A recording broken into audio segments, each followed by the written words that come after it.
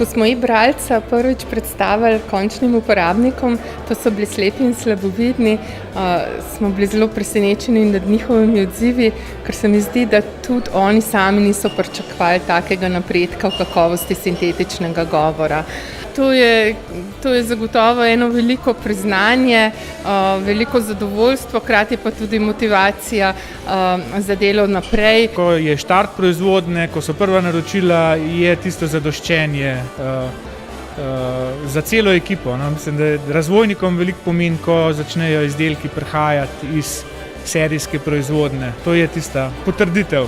Ko dobiš ti dobre, pozitivne odzive, pri kupcih je to res dobra motivacija za naprej. Moramo reči, da je bilo par kupcev, ko so nam rekli, da ja, gledajte, to je pa števec, kakšnega mi želimo imeti. In to pa na neke energije za naslednje korake, pa za naslednje dni, mesece in tako naprej. Najbolj zanimiv slučaj ali pa trenutek je bil, ko smo to smučo prvič postavili na sneg.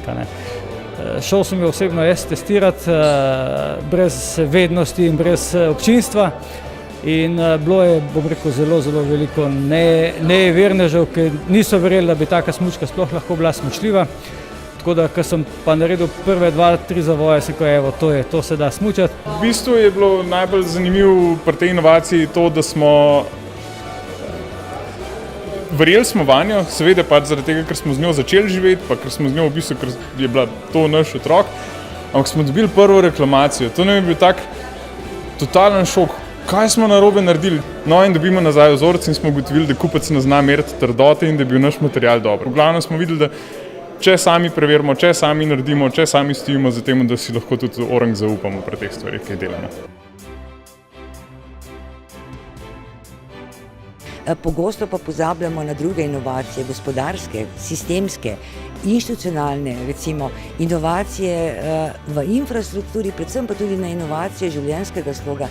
Človek še vedno mora ostati človek, inovacije in pa tehnološki razvoj ne bo tisti, ki bo človeku pomagal, da bo rekel, lepše, bolj kvalitetno živel. Kot vidite, sem že toliko letih, da sem dedek. In imam to srečo, da imam 5 let staro vnukinjo za kajček in to je ena lastnost, ki jo morajo inovatorji imeti. In jaz bi dal na srce vsem inovatorjem, naj ostanejo 5-letni otroci.